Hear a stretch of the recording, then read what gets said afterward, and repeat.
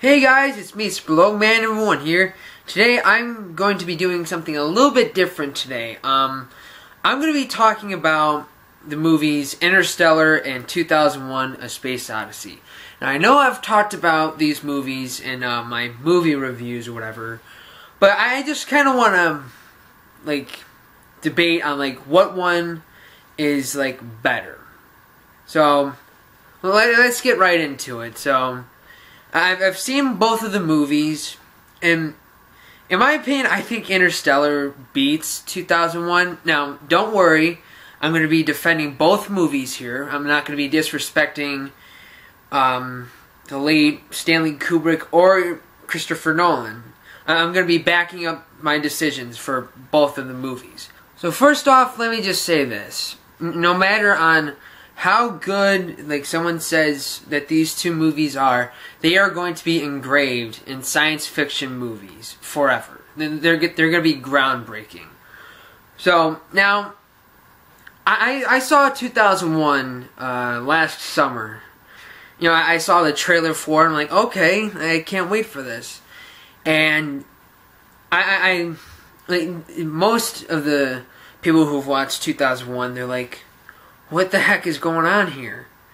But previously, I've watched videos on what the ending symbolizes in 2001, and how Dave turns into the Star Child.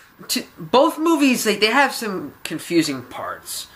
At first, when I was watching Interstellar, when Matthew McConaughey's character Cooper goes into the black hole, and he's being surrounded by these things, and it was in a tesseract. I'm like, what the heck is going on here?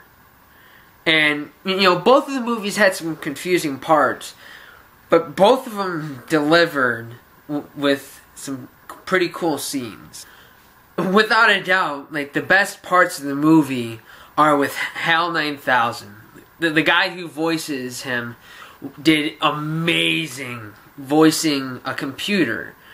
And I knew what was going to happen and after the intermission in 2001, because I watched some of the clips before I watched the movie, but I was still in shock. I'm like, oh my gosh, HAL is he's an awesome villain. I didn't know he could be that terrible as a machine. But and some of the parts, in one part in particular with Interstellar, where they introduced Matt Damon's character, I'm like, okay, Matt Damon, sweet. But right when Matt Damon turns on Cooper, Matthew McConaughey's character, you're just like, wait a minute, what's going on here? And I got so mad when the character, when Matt Damon, Dr. Mann, turned on Cooper. I'm like, no! So both of the movies, they have those scenes where they pull the audience in the scene, and it feels like you're actually there. And Interstellar, it kind of replicates some of the stuff in 2001. In the ending of the theme to Interstellar, it's got the same ending as in 2001. And I was in the theater watching Interstellar. I'm like, that's from 2001. And I went back and watched. I've watched a couple interviews and panels of with the Interstellar cast. One in particular with Christopher Nolan. He was saying, he grew up watching 2001: A Space Odyssey. And he just loved watching it. And a lot of this stuff was, Nolan took some of the stuff from 2001. Like TARS and Case. That's that's kind of like HAL 9000 pretty much, and how the character is or whatever. Sirius gives you a straight answer, and all the actors who play, in 2001, the guy who plays HAL 9000, and the two guys that play the robots in Interstellar, they're all three of them are pretty good actors if you look at it. But yeah, no matter what, like, both movies are somewhat similar, but somewhat different. So I'm going to end this video off with this. I know I gave my opinion on what movie is better, but here's what I have to say about both of these movies. People, like, when 2001 came out, when people bought a theater ticket to see 2001, and they walked out of the theater, they were questioning it, but they were saying, this is one of the most amazing things I have ever seen.